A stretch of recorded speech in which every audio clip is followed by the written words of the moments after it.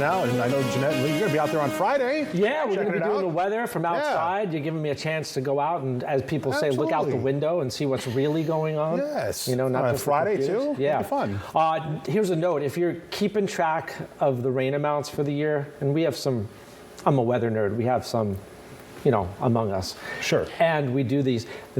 The rain that we got today, and as little as it was, that goes on last year's totals because we start up the new year October 1. It used to be July 1st. Many, many years ago, they changed switched that. to yeah, October we cannot 1. get into the reasons why. Okay. Department of Water Resources, we don't go there.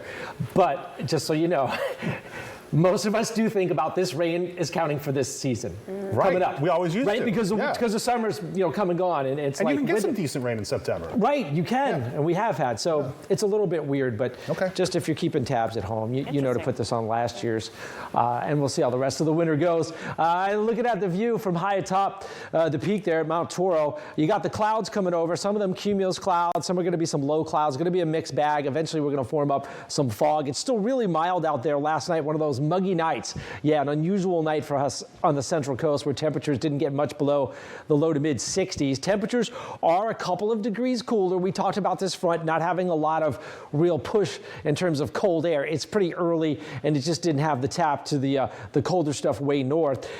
Dew points and relative humidity, those two things end up looking like this, right? 60, 70, 75%. Those kinds of numbers this time of day means we're going to be pretty saturated later tonight. Local radar here, the Doppler radar showing we did have some showers. Most of them, it was either heavy mist, drizzle, or some very light rain. Most of that came through Santa Cruz and up in the mountains. Yes, it was wet when you were driving. I was on 17. Wipers were going. Roads were wet. People were slowing down. That's a good thing, by the way, especially for those early rains when there's a lot of accumulated oil on the roadway surface. It can get really slick with just a little bit of water.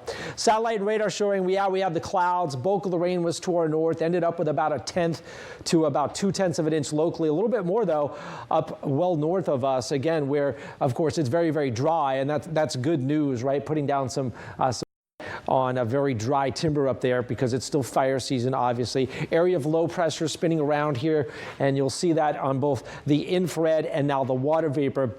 There's a couple little pieces of energy that are still to come, right? So we can't rule out that we might not form another shower or two. You can see this little batch off the coast. That will rotate in later tonight and tomorrow, so we'll keep that in the mix.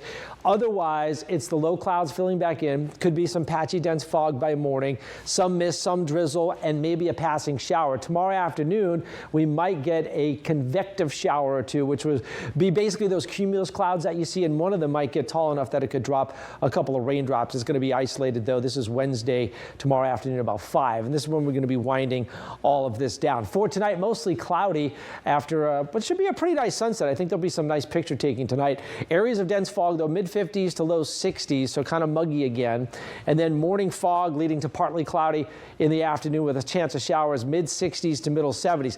Valleys and hills have seen the coolest of the cool, right? We talked about being a little bit cooler tomorrow, and we're doing mid-70s for most folks out there. And you'll see that here, 77 Boulder Creek, 76 Ben Lomond, upper 60s, low 70s coast. The coast hasn't been very hot the last few days, mostly upper 70s to around 80, so a little cool down there.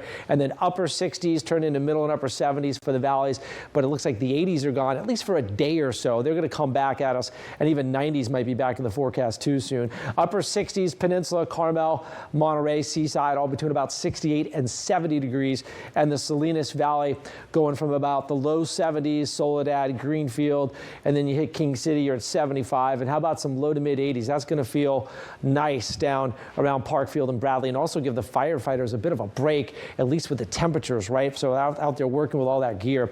Saturday, Sunday, we got another warm-up coming, although you'll see only a little of it out the coast. Peninsula, again, looking at middle and upper 60s. The marine layer leading to sunshine for Santa Cruz, Watsonville, Salinas, your 7-day, showing a nice little uptick in temperatures for the weekend with middle and upper 70s possible. Valleys and hills look like they're going to get warm again, especially by Friday, Saturday, Sunday with low to mid 80s, and it might even be a little warmer early next week before another cool down. The next chance of rain that I can foresee, and this is kind of going out in that crystal ball, might be sometime early to middle next week. So we've got a while before we can even talk about the next chance of rain. So if you got a few drops today, enjoy that. The rest of the week looks like it's going to be pretty darn nice. All right. Yeah, a lot of sunshine on that map right there. Thank you, Lee, for that.